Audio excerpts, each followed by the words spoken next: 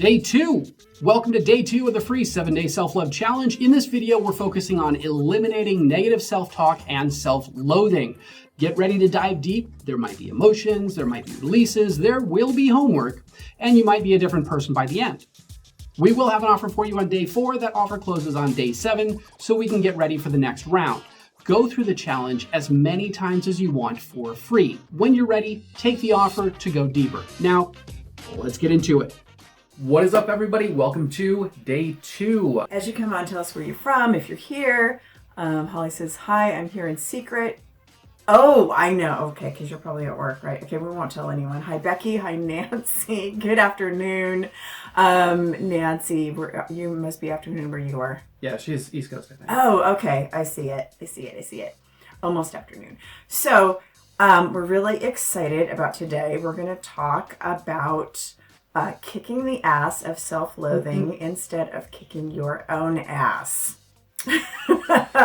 But real quick, for those of you that are just getting to know us, I'm Heather. And I'm David. From San Rose Garden. Yes. Helping people create badass lives. We have to say that every time because our sponsor says we have to. So, once again, and this is my sponsor. Homework check. Did you guys do your 5 hugs yesterday with the deep breathing? Did you do it? Honestly, I'm not even sure if I did it, but I had a lot of hugs over the holidays, so I'm just going to give myself credit. Did you do your 5 hugs yesterday? So let me know in the comments if you did. So I want to just kind of quick drop a little why we chose self-loathing today, because it's a pretty harsh thing. We went from let's breathe and have better sleep yesterday and give some hugs to right into self-loathing. We said you were just going to go right into getting deeper. Right. Self-love does not marry well with self-loathing.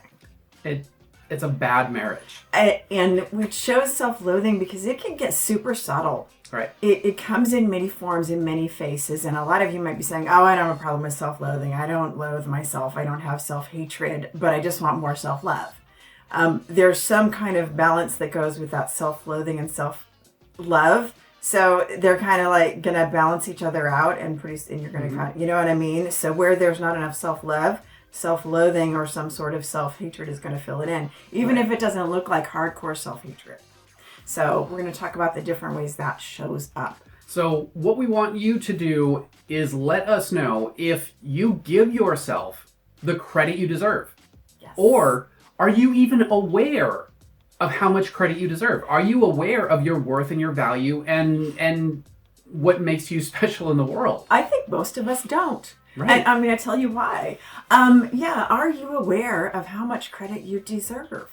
I think a lot of our jobs as coaches goes to helping our clients understand and see themselves from an outside perspective, how much credit they actually deserve for what they're doing. And we have a hard time for ourselves, no matter who we are and what level we are, to see where we are and what we've accomplished and give ourselves that credit. That's a big part of self-love. Yeah. And what is not there is some sort of, we're going to use the word self-loathing even though it's harsh, but it can be, self-loathing can be as subtle as I'm not giving myself enough credit. Right.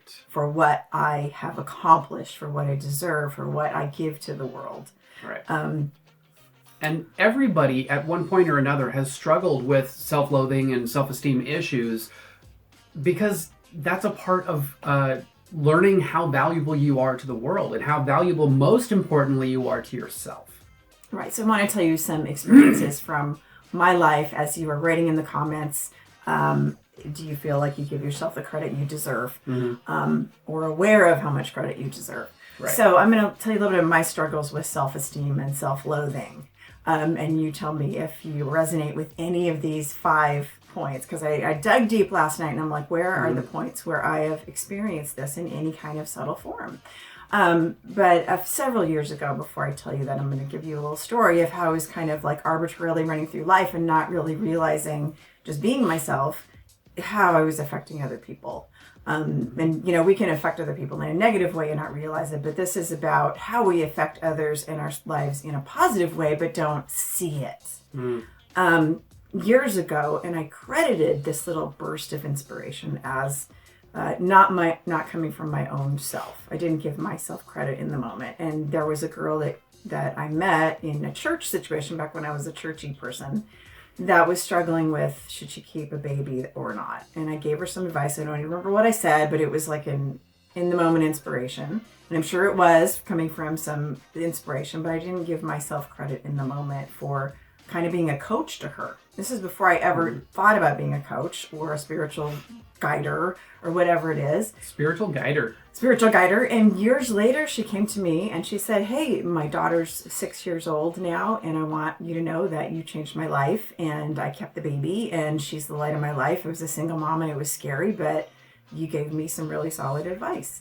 And I didn't give myself credit even in that moment. I was like, oh yeah, it was like, God speaking through me, which, I'm not going to discredit the divinity that steps through you, but sometimes we dismiss ourselves so much in those moments where divine meets human that we diminish, I had nothing to do with it. I'm just a little mealy, I'm just the channel. Yeah. And discredit and don't give ourselves enough credit for the work that we've done to get there. That is honestly one of the biggest things I think that keeps spiritual people overly humble.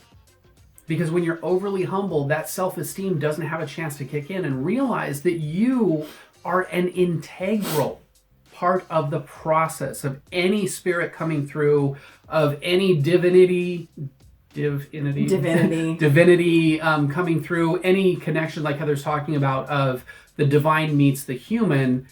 You are integral to that process. And if you don't give yourself enough props, you're not going to boost that self-esteem so you become an even better conduit or vessel. Okay, you're going to end up getting worse and worse at being that vessel, and it's going to start closing down unless you start validating yourself more. So my true confession is that I have had several myths around my own self-esteem and giving myself enough credit. And one of those things that keeps myths perpetuated is that we don't want to have a big ego. We don't want to put ourselves first because we're trained to put other people first instead of self-care. And then we have more to give to others when we self-care and self-love. Right. So I'm going to give you some of the myths that I have held to over the years before I kind of got a grip on, hey, I'm going to give myself credit. Because that thing about having a big ego was big for me. I didn't want to look like I have so much confidence that people are looking at me this way. People are looking at me like I have a big ego. Well, that's kind of egotistical, right? In and of itself. So when David and I started our business, I just kind of continued with the gift that I had that I shared with that girl years ago, and other things I totally ignored. And we started getting really great feedback from clients and really great reviews. And I started to surrender to the fact that people were seeing me differently than I saw myself. And I think that's what it is. And I started to think maybe I've been selling myself short for a very long time. And by selling myself short and being overly humble, I was also not reaching my potential. Boom.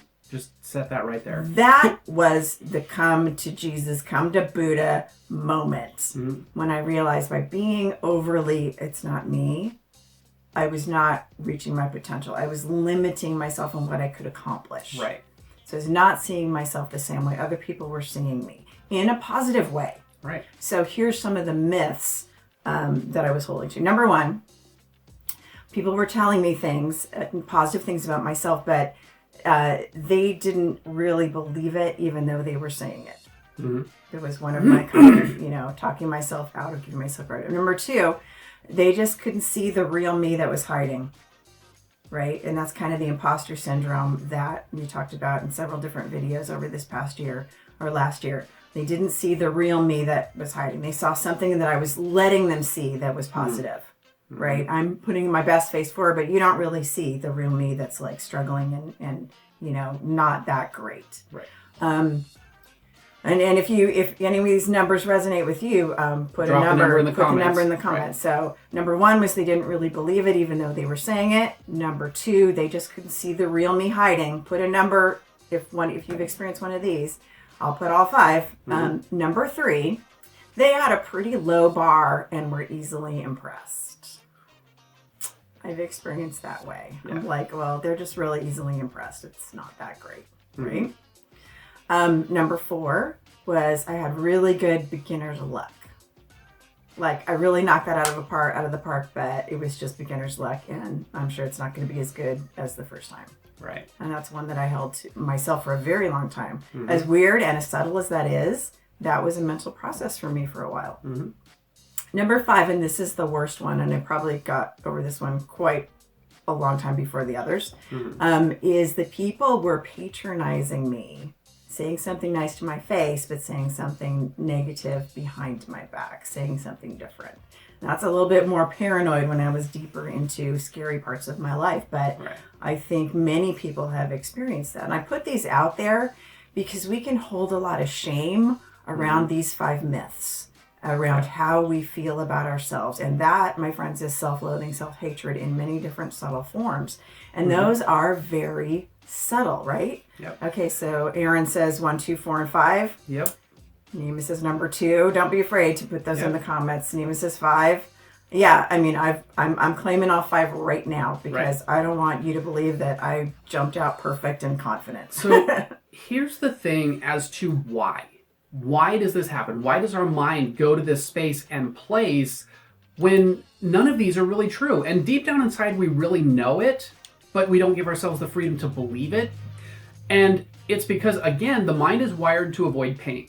And if we're growing up being told that you can't be egocentric, you can't have a big ego, you can't have a big head, you're gonna be that dick walking down the street who's just talking all about themselves, that prevents us from, like Heather said, reaching our potential, living our potential, because we're holding ourselves back so that we don't make the people around us uncomfortable. Yeah. If we step into our power, our strength, our value, our worth, and become who we are meant to be, we're going to make people uncomfortable.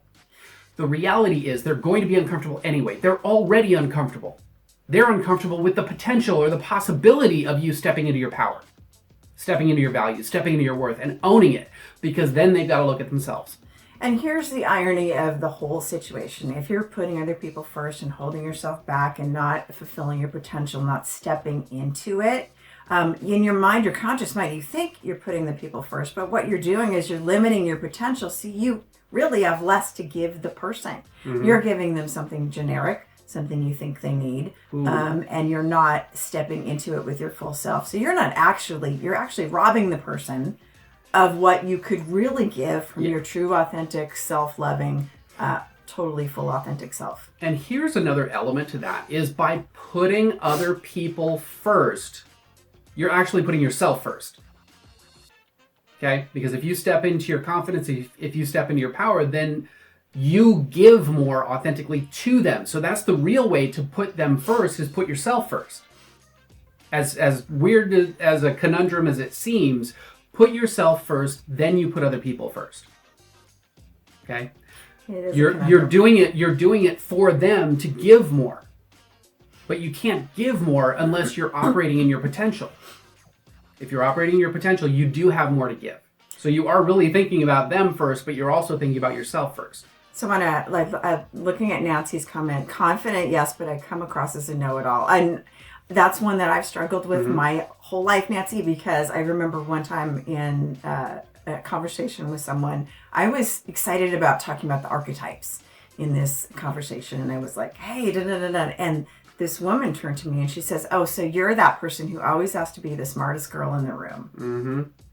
And I had a moment of, wow, was I being like too overly excited? Was I being too? And then I went, no, fuck that. I was excited and passionate about a topic that I love, and I was speaking about it. And if you were offended at it, then that means there's probably a little bit of self-esteem issues there. Right. Why can't we all be the smartest person in the room in our own genius? Because I truly believe that. It's not about you're the smartest person in the room. I don't know shit about a lot of topics, physics and different kinds of things that are more left brain. Right. Somebody else is the smartest person in the room on that topic. Everyone has a genius. And Chelsea says, I'm done being uncomfortable for others' comfort. Yep. Absolutely. And then, let's see, where is it? Aaron says, give them tough love and make their fears your bitch. Yeah. Right They can on. be scared all they want, but you don't have to be. So I want to scroll back to the comments and see what you guys said on that first question I asked you about. Do you think you give yourself enough credit? Let's see. True story. Hugs for days. Let's see. Hugs done. Unaware. Yes, but I still okay, do Becky. first. Yes, but I still put others first. And denial is a blanket of comfort. Yeah. Overly humble. I can see that for myself. I can see how that can be limiting. Mm-hmm. Thanks, Floor. And let's see. 1, 2, And 4, those are the 5. numbers. Okay. Yeah. Yeah, I really wanted to kick it off in this way because I don't think that we really are aware of where this shows up in our life. Wow, she was a dick. Yeah, she was kind of a dick. So as usual, this process is we're going to give you some roadblocks and some solutions, and then David's going to take you through a meditation that I don't know what he's going to do today because he's been keeping it from me. He's like, it's going to be a surprise. Yeah. So I'm sure I'll cry then. And Ashley says, I definitely have held myself back for fear of being a know-it-all. And that's a pretty powerful one that limits us. Absolutely. That's been one of my roadblocks, and now I don't give a fuck. I'm excited about my topics, and I'm going to talk about it exuberantly, and you're going to have to like it. Exuberantly. Or not. I don't care. You're just a know-it-all with all your big words, huh? Scrabble freak. Yep. Okay, I'm one of those kids that open the dictionary every day and learn a new word, so sorry. Sorry, not sorry. Okay, so let's talk about self-loathing and define it real quick. So 2 general types of self-loathing. I showed you 5 in the beginning that showed up in subtle ways in my life and not so subtle ways. But 2 general forms. First, we've got the lack of confidence in self. This is often a result of poor or inadequate self-evaluation. Right. Taking a real look at yourself in the mirror. If you're not judging yourself, and this goes also to self-awareness, if you're not aware of yourself and the impact that you have on the world around you, and here we're talking more positive impact because you don't give yourself enough credit. So if we don't have enough positive self-image or positive self-valuation, if we don't value ourselves enough, we're not seeing ourselves. So we can't be self-aware. So that's number 1. Number 2 is you've got feelings of guilt. Okay, feelings of guilt. And this is often as a result of an overinflated sense of responsibility. Okay, it's where nobody else is holding you responsible as much as you are. Right. All the things that I have to do, all the things that I should be, all of the things that I have to do or be to please other people or to get kudos or appreciation for other people. That's an external validation that you're still looking for. So here's the kicker. These 2 combine very well. Yeah. This marries very well. This marries very well. Yeah, it's a very dysfunctional, but they marry very well together, like wine and chocolate, but in a bad way. So not good together. So how do you break through this? How do you start to climb out of this hole of self-loathing? And the first is to identify the type of self-loathing, and then you can start that honest reflection, that looking in the mirror and going, you know what? I like you. He's getting emotional. See, I knew one of us was going to lose it.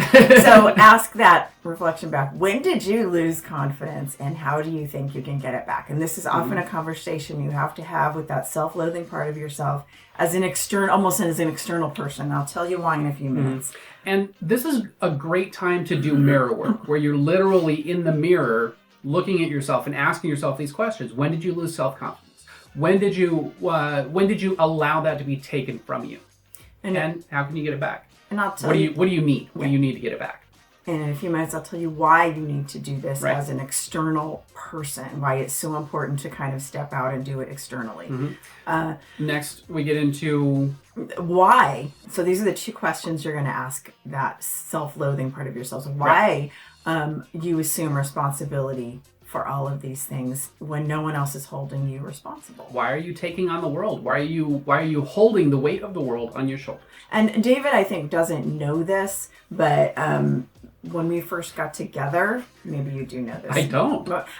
When we first got together, I had a little bit of spiritual hangover. Oh, wow, Aaron. Okay, a little bit of a hangover of the self-loathing hangover from my previous marriage and relationships where I really felt overly responsible for doing things, doing the dishes, doing this, making sure this is right. You know, that kind of overly obligated. This is my duty to do it.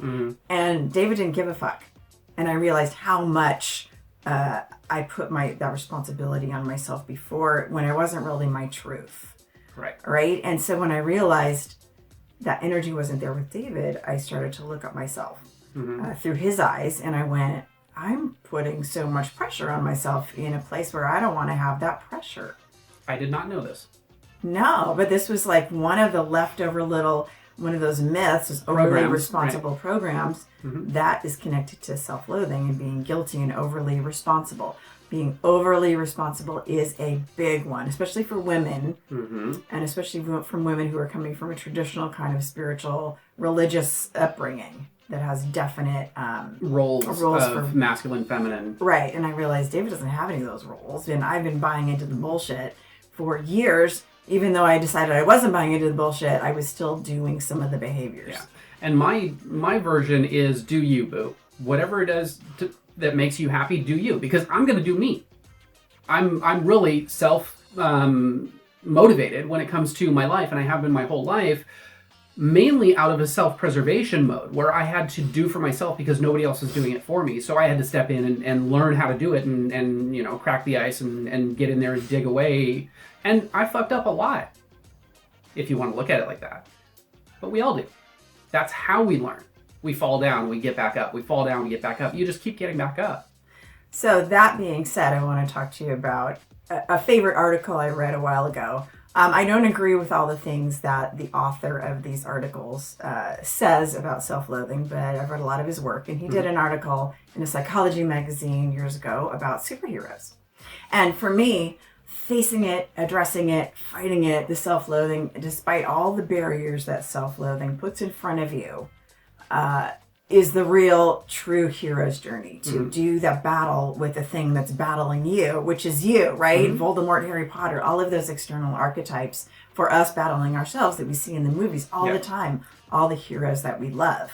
And this goes into that walking through the valley of the shadow of death, walking into your fears, facing them, making them your bitch, and coming out the other side stronger. So speaking of heroes. So I love superheroes. I love Marvel. I love Marvel Universe. I just love it all. However, there's something that bugs me, and raise your hand if this bugs you too, about superheroes. I don't even know what it is yet. But is that if it bugs her, it's probably good bug. They will show a superhero with like really shitty self-esteem, right? And this bugs the shit out of me because I'm like, they didn't get to be the superhero unless they've tackled those things. Right? The confidence, the deserving of love. Right? I don't deserve this relationship because I have to be a superhero and I can't have it all. So those, I think, are negative things that we are seeing from our superheroes. On the other hand, I'm going to be the devil's advocate for both sides. They also are showing us that they're human and the struggle is real. And that if they can go, fly and get the bad guy and still have these real life struggles, that they're human. So it's showing us that the struggle is real and we have an avatar to look to. But personally, I'm going to be looking to someone else for my confidence coaching, not the Green Arrow or the Punisher or Daredevil, who are three that I love tend them. To stand out, yeah. But they stand, the Punisher, Green Arrow, and whatever the other one, Daredevil. I'll have struggle with some sort of really low self-confidence, right? And then beat themselves up and all that kind of stuff. I don't think even Batman. Yeah, Batman too. So you see that a lot. But anyway, that's my little superhero rant. And what I do love is the female archetypes that are coming through, the female hero archetypes that are coming through, and the way that they're coming through as much more confident. Maleficent is one that the way that they've redone it is amazing. Wonder Woman, yes. Both of those, confident. You don't see them lacking in confidence. You see them doing for them. I wish the male role models that we've had thus far had the same element. Well, I think too, Black Panther, though, I can say, is one that owns his confidence, I think. And that's why he's like one of the hottest, like everybody wants to bang that, right? Yeah. But what I do like in the presentation is when they show someone with a moment of low confidence and they kick its ass and they keep moving forward and they're like, I'm going to fuck you up. You're going to be my bitch, in the words of Aaron Herlihy. So there you go. But anyway, that's my little superhero rant. Right. But I'm not agreeing or disagreeing with how any of them are presented because I love Marvel. And I Right. love that Captain Marvel is a woman in the upcoming movie. Hi. Yep. Okay. Yep.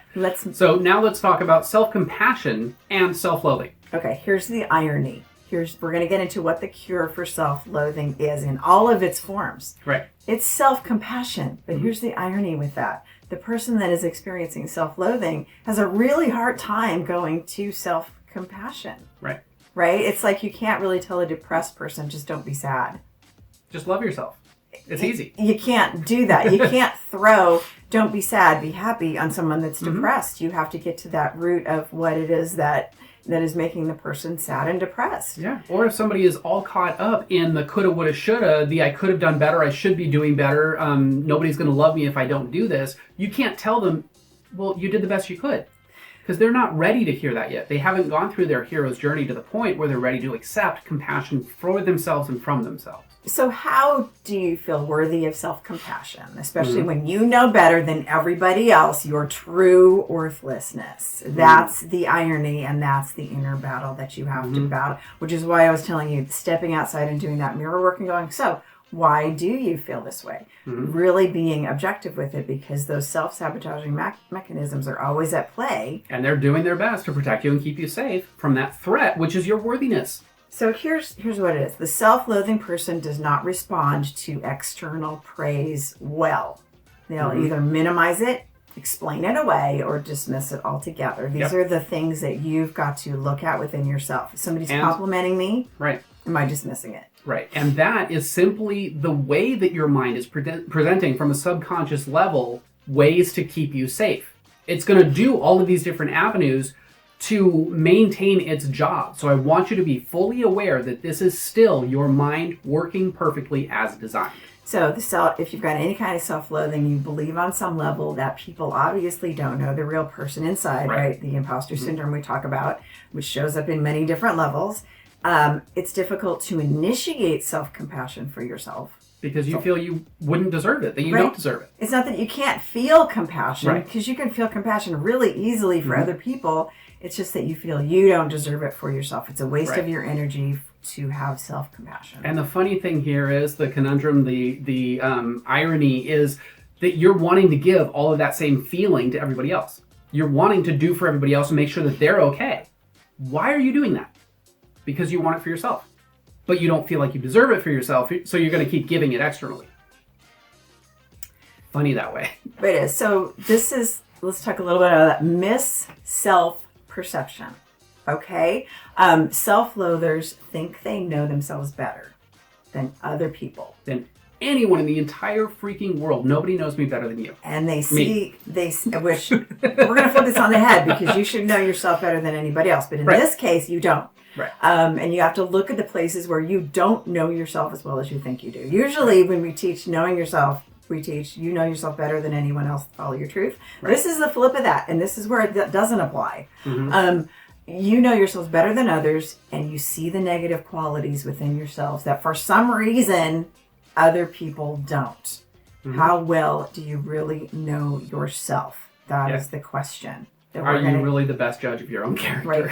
So the self-loathing person feels essentially inadequate in some way. This is a deeply ingrained belief. It can be resistant to persuasion from people outside of yourself or any evidence to the contrary. Or even logical thought. Right. So any rational thought or real world thinking, it's not going to stick because of the storyline that's inside of your own mind. No matter how successful or how much praise that you get, something will always stop you from believing in your worth until you start to train yourself how to do this. So rather than beating yourself down with praise, or rather than trying to beat someone down with praise that's a self-loather, you got to get to the source. As you can't tell a self-loather, you're so great, because the problem runs much deeper. And this is also a great way for reverse psychology to work well. And part of this is meeting them where they're at. Where are you at? Meet yourself for a few moments. Give yourself 5 minutes to just feel shitty. Feel like you are the worst person in the world. You're never going to measure up. You're never going to do it. You're never going to make it happen. And see where that takes you. 5 minutes, no more than 5 minutes. I want you to give yourself 5 minutes to go into that process and just kick your ass for 5 minutes and see where it takes you. So ironically, the cure, as we were talking about, confidence is the result, right? Mm-hmm. Ironically, the cure for this is humility, not confidence, which humility can also be confident, but humility in recognizing that you don't know yourself as well as you think on some level. And being humble to the perception of others. They might actually be seeing you better than you're seeing yourself. So you have to let go and trust in other people's perceptions of you, as long as you know you trust those people. You're not going to trust a gaslighter's perception. This is like, this is not what we talk about in that capacity. Yeah. This is trusting other people's, like your coach, your teacher, your priest, your guru, whatever it is that is seeing you with objective eyes and not emotionally attached. Yeah. Trusting in the people that really think that you're amazing. And here's what I've seen is that sometimes people think they're nice and they come off as obnoxious jerks. Mm-hmm. And I recognize in myself that, like the lady who said I had to be the smartest girl in the room, to her, I came off like an obnoxious jerk, right? But to other people, they're like maybe enjoying what I'm saying. Mm-hmm. So it's other people's perceptions you can't control. And some people who think they're boring, I've had times in my life when I'm really boring. I just read books all the time, and I'm just like, that's it. I'm not really the party person that's good. People aren't interested. But other people might think you're totally fascinating. I know that she's totally fascinating. Your self-perception might be wrong. Mm-hmm. And I've been there. And this comes into taking the consideration of those that you value. Okay? The people's perception that you value, that you appreciate, that you really honor. Because if you're taking it from somebody that is already kicking your ass, what's the point? Yeah. So now we're going to get into 3 steps to release self-loathing. Okay, so here's your homework, or not just overnight, but like on top of the 5-minute exercise. Okay, so 5-minute exercise is pre-game. Okay, 5 minutes to kick your ass, and then go into these processes. Okay, so the number one thing about changing self-loathing in all its ugly, subtle forms is to internally change your beliefs about yourself. That's your goal, internally changing those core beliefs about yourself. Any of those, you can go back and listen to the 5 myths that I held about myself. Mm-hmm. You got to internally change those beliefs, and I've kicked their ass one by one. And that was not easy work. I may be like confident and exuberant. Here's my story, here's my stuff. But trust me, I had my dark night of the soul and several for each one for all those 5 myths that I held about myself. Right. Myself. And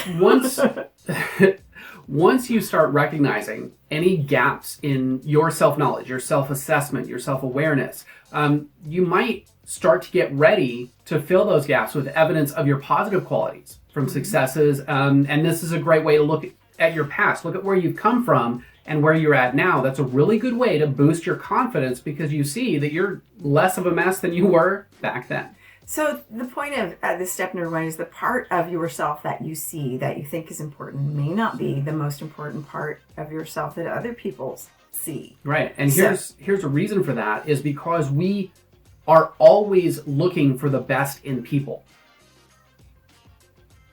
When you look at people, you want to see the best in them. If they come off as a dick, you're like, okay, that's cool, but you want to see the best. This is why dysfunctional relationships start off, is because you're looking for the best in people, but you're not seeing where they're actually showing up. So I want to illustrate this. I was talking to Aaron Herlihy about hearing yourself sing, right, on tape. So you can sing around the house and you sound a certain way. Mm-hmm. It's totally different because as a recording artist, to hear yourself sing in a pair of headphones that is not your voice. It doesn't sound like the voice that you're singing outside of your mouth. Right. The same thing when you see yourself on camera or in a picture. You're seeing yourself as other people see you. You're hearing yourself as other people hear you. And I tell people when we coach about, any kind of visual stuff, is that watch yourself on camera. Watch yourself, listen to yourself in the recording. And because that's the way that you can improve and get a good idea of how other people see you. Yeah, that is how you get lined up with your inside perception and your external perception. And sometimes I think we judge ourselves because it doesn't sound like what we hear in our head and we think it's bad. Mm-hmm. But you have to take a step back. And this is what I had to do when I was first learning as a young singer to hear myself on recordings when I had to get over that block in order to record anything. Right. It's like, oh, wow, I sound terrible. But then I was like, let me listen with fresh ears and pretend I'm not me. And then I'm like, it's not that bad. Right. And now I can decide I can improve that. I can improve that. Mm-hmm. So look, that's why this mirror exercise with the self-loathing is so important, because you need to take yourself out of your head. And into the real world. So number 2 is learning to accept praise that you may have been dismissing in the past. So be willing to listen and to accept, especially when it clashes with any negative version of how you see yourself. So there's 2 parts to this. When we talk about all the time, if somebody's telling you something negative about yourself and it clashes with a positive aspect of yourself, you might check yourself and go, am I being egotistical? Am I overinflating this positive part of myself? Right. But if that positive part of yourself is checked and it's like, yeah, no, I'm really confident in that area, and somebody's telling you, you're that's when you can dismiss it. Right. When you have this negative belief about yourself and somebody's actually telling you, no, are you kidding? You're a nice person. You're a good person. Start to learn to accept that. And they can list off 5 different positive qualities of yourself that you don't want to believe. And those will check 5 different negative qualities that you're choosing to believe. So which one do you want? Pay attention to this, especially when a praise from others clashes with a negative version of how you see yourself. Mm-hmm. And I love what Erin says here. She said, this is still a struggle. You complimented me and I left the damn room. Yeah, that's a great example of where you're choosing to believe the negative that you've held onto for so long, to the point of, I'm scared shitless, you hit a primal core and I'm leaving. Yeah, I can't face this threat to my existence, this threat to the belief that I choose. I choose a negative belief, so I can't believe you, so I'm going to leave. And that's another part, is the realization that all of these things trigger something inside of you that if you let it go, it will change your being. So change your being. Let yourself be open to changing who you are on the inside. Like I said, the ultimate goal of this is changing those beliefs about self that are deep and internal and have some sort of self-loathing root. Right. Number 3 is take a leap of faith. Dive right in. Jump. What you don't know about yourself may actually be positive rather than negative. And the mind is associating anything that it doesn't know with a threat until it starts to know it. So start to know, start to fill in the blanks. And if you fill it in with positive, it's much more likely for your mind to start getting on board, because it's not a threat. And here's the key for me that was a key to getting over this, is that I really had to learn from how other people saw me and reacted towards me. I had to repeatedly start to pay attention to that and accept it as truth. When I was struggling with my own low self-esteem and worth, and can I do it, and am I as good as other people, and faking it till I make it, because I had to hold on to that myth for a while. Like, no, I am that good. I'm just like a diamond in the rough and I got to polish myself up. So those are the things I want you to pay attention to, those 3 points. Yep. Don't forget, we've got an offer for you on day 4 that closes on day 7. So grab it if you're ready, or do the challenge again. Let's keep going. Okay, so a thought came to me while we were doing our meditation, and that is that, when we're healing, our ultimate goal is to have that source within ourselves that is self-perpetuating, self-healing, self-expanding. But until we get there, it's okay to see that reflection of ourselves in other people's eyes. And it's okay to use that as a crutch and a healing place, which is why we go to coaches and therapists and, priests and mentors and people we look up to, because to ask for that reflection, or to accept that reflection, can be a very helpful part of helping us know ourselves. Sometimes we have to know ourselves through other people, and we are all connected. Yes. We are all united in some way. but it has to be healthy. And you have to develop the eyes to see what's healthy and what's not. So many times we just don't have the eyes to see ourselves. And Right. I think that is what we got to go into. We don't have the eyes to truly see who we are in our light all the time. So let us know what you guys experienced from that meditation in the comments as you get to it. And then we'll get into homework. I want to read Aaron's comment because it's very telling. A realization just now of what triggers this in me. I'm angry, hurt, upset, and about to cry again. Family is just sometimes held together just by Stockholm Syndrome. Yes.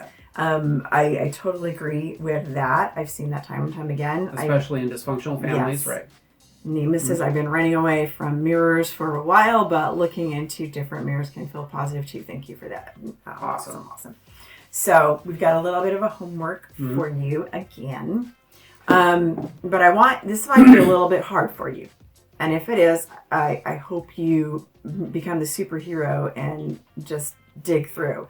I want you to write 5 nice things about yourself in the comments. 5. That's a lot.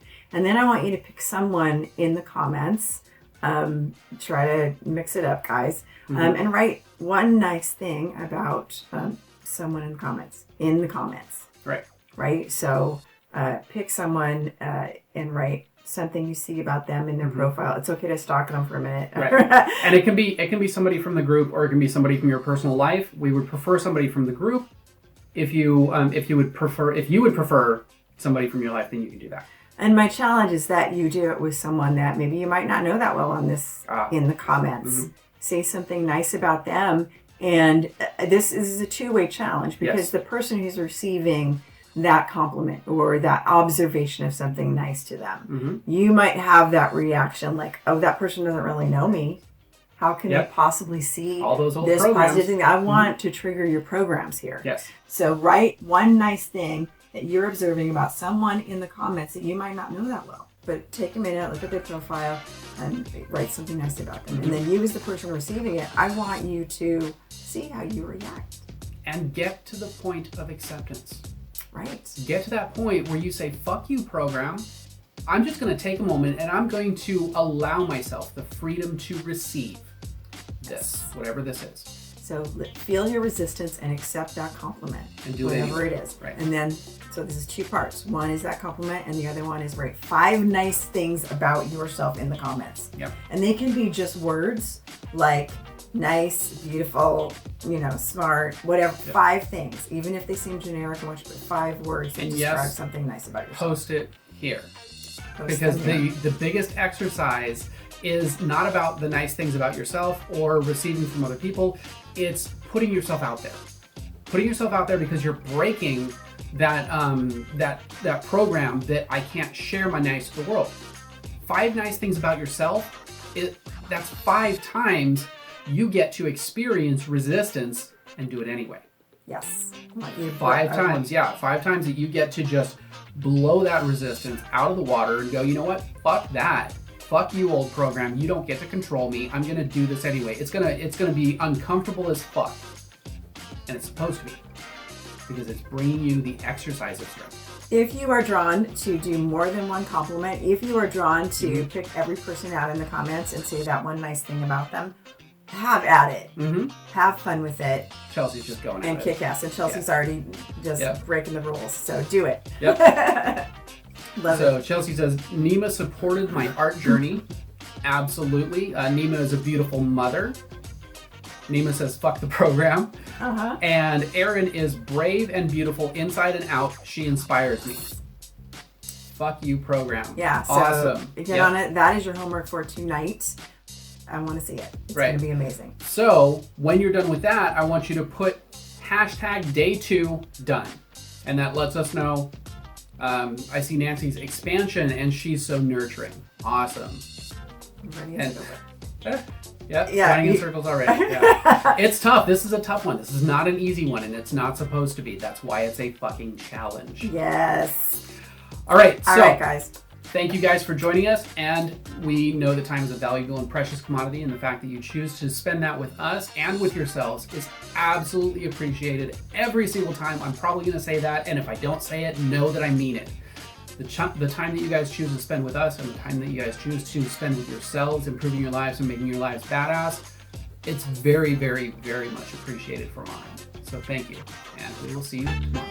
Bye. Don't forget, we've got an offer for you on day 4 that closes on day 7. So grab it if you're ready, or do the challenge again.